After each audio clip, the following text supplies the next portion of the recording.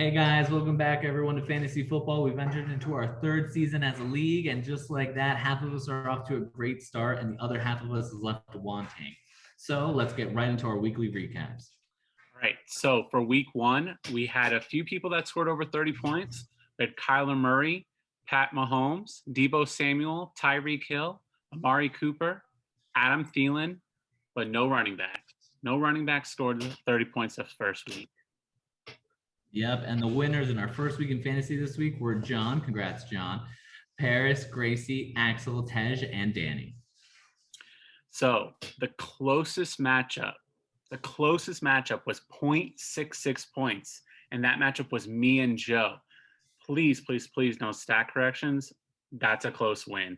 The biggest blowout, though, was Danny versus James, and that one was by 54.36 points. So not as close. Well, let's get right into the matchup recap. So against Axel and Steph in that matchup, well, for Axel, CMC was CMC, and he finished as the #1 running back in that week. He accomplished this without even scoring a single touchdown. That's really impressive. For Eagles rookie Devontae Smith, go Birds, Axel was able to get 19.1 points in his first ever game. It's pretty cool, especially given the fact that his first reception was actually a touchdown as well. Unfortunately, though, on the other end, Julio Jones fell short, was only scoring 5.2 points. Something also was going on in the sidelines, who knows. And Zach Ertz had a good game at first, but then got overshadowed easily by Dallas Goedert, only scoring 5.4 points and suffered an injury. Hopefully, he's not out for week 2. But on the other end, Steph's tight end did the opposite. TJ Hawkinson scored 25.7 points. He was clearly the go-to target in that game for the Detroit Lions. D-Hop also scored 2 touchdowns, 26.3 points already in week 1. Damn. Justin Jefferson scored like a modest 12.5 points against the serviceable Bengals defense. Hopefully he'll step it up next week. And with Mike Davis playing against the tough Eagles run defense and only scored 10.2. All right. So for the next matchup, we have David versus Gracie. David might be in the doghouse on this one. We'll see. David picked up Jameis Winston at the last second, and it paid off. Got him 29.6 points, which made him a top 3 QB in scoring this week. Cooper Kupp scored David 23.8 points in the last game on Sunday night. He's so consistent, especially with Matt Stafford there. So much better than Jared Goff. Unfortunately, James Robinson did have a tough game in that new Urban Meyer's offense, and he was sharing carries with Carlos Hyde. He only scored David 8.4 points. Another pickup close to the game day for David was Eric Ebron. He unfortunately only scored 2.9 points for David. That whole offense had a hard time against the Bills defense. Gracie, on the other hand, had a last-second decision on her own and put in Jamar Chase right before the game started, and it paid off. Chase got her 20.9 points and secured her the win versus Trey Sermon, who could have got her 0 points. Debo Samuel also finished with a position high of 31.9 points. He had a good matchup against a very mediocre Lions defense. It also helped that Brandon Ayuk didn't see a single play, so who knows what's going on with that. On the other side of the 49ers offense, unfortunately, was George Kittle, who oddly only scored Gracie 9.8 points. Hopefully, it was just a bad week for the top 3 tight end every season. Myles Gaskin scored a modest 12.6 points for Gracie. He had a tough matchup against an improving Patriots defense, but he played pretty well.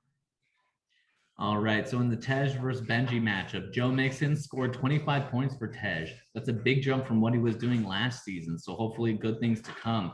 Tyler Lockett, 26 points for Tej. Another well-known man crush of Tej's, scoring 20-plus points. Derrick Henry had a pretty rough game, only scoring 10.7. Perhaps Tej's biggest man crush, yet one of his lowest scorers. And for Brandon Ayuk, never showed up to the games, 0 points, which was clearly his lowest scorer. And on the other side, Benji. So Russ did Russ things for Benji, scoring 27.06 points. DJ Moore scored a good 15.4 points for Benji, but Panthers, come on. Like, they were playing against a terrible Jets defense. A lot of us thought they were going to do a lot better. Not many points for the Panthers wide receivers. Same can be said for Allen Robinson, scoring only 9.5 points. He was against Jalen Ramsey and that Rams defense, so that one was a bit more foreseeable. And Devontae Adams, definitely not foreseeable, scoring a 10.6 games. But to be fair for Devontae Adams, the entire Packers team really had a rough day that day, especially Aaron Rodgers. Hopefully it's one to forget, and maybe it's around one of these times where Aaron Rodgers tells us all to just relax. Though against the John versus Joe, that's anything but relaxed. Again, that matchup was decided by less than 1 point. So for John, Travis Kelce did Travis Kelce things, scoring on 25.6. DeAndre Swift scoring a wonderful 24 points.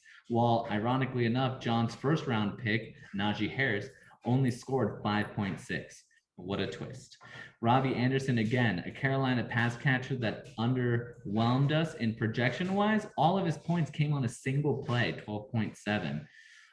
In terms of Adam Thielen, though, he really teared it up, 30.2 points, scoring 2 touchdowns. John was really feeling that one. In terms of Joe, Nick Chubb ran all over the Kansas City defense, scoring 22.1 points. The team just couldn't come away with a win, unfortunately, against Kansas City, and the same can be said about Joe. Cough, cough. In terms of Ryan Tannehill, he had a tough road game, sacked 6 times and fumbled twice. He came out the day with 14.18 points, but honestly, 14 points, pretty decent total for somebody who got sacked 6 times and fumbled twice. Robert Woods, decent again, good trend, 12.4 points. Cup had many more points. However, in that offense, it's easy for one of them to score a lot one week, and then the next week, maybe Robert Woods is scoring those 20 plus. We'll see. Definitely. For the Danny and James matchup, which was the biggest blowout this week, Kyler Murray was the top scoring quarterback this week and got Danny 33.6 points. Wow. On Thursday, though, Amari Cooper scored the most points by a player this week with 38.9 points against what was the best defense last year in Tampa Bay. In that same game, Zeke, on the other hand, only scored 5.9 points for Danny. Sorry, man. Better things to come. Don't worry. Tyler Boyd also had a rough game against a slightly improved Minnesota defense. He only scored 6.2 points, but that game went into OT. Who doesn't like more football? James, on the other hand, had the second highest scoring QB this week with Pat Mahomes. It was a battle of the QBs for that matchup. We know he did his thing to the tune of 33.3 points. James had a rough week, but at least he didn't play Ronald Jones, or he would have had negative points for James. The game on Thursday between Dallas and Tampa Bay had some great games for players and some tough ones. Mike Evans happened to have a tough one. He only scored James 5.4 points. As we spoke about before, the Packers offense had a rough day. Aaron Jones was one of those players. 4.2 points. I just don't think that's going to happen again. So don't worry, James. For the Israel versus Paris matchup, Jamal Williams scored the 3rd most points by a running back this week with 25 points. Now, him plus DeAndre Swift against the 49ers defense, crazy. That backfield looked amazing. We'll see what happens next week, though. Tyreek Hill was the 2nd highest scoring wide receiver with 37.1 points. But what else is new?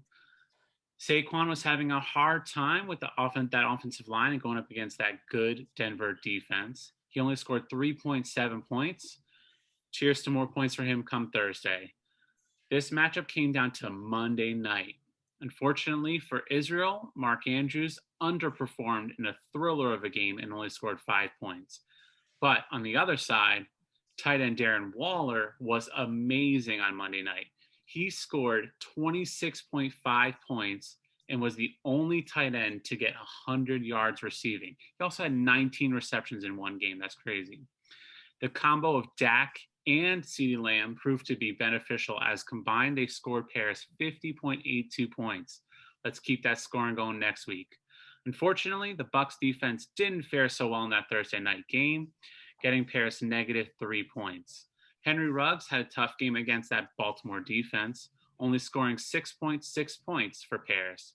Hopefully he can bounce back against the Steelers in week 2. We'll see. All right, guys, with all that said, with all those recaps, best of luck to everyone in week 2. And don't forget to set your lineups. Tequila Mockingbird Out.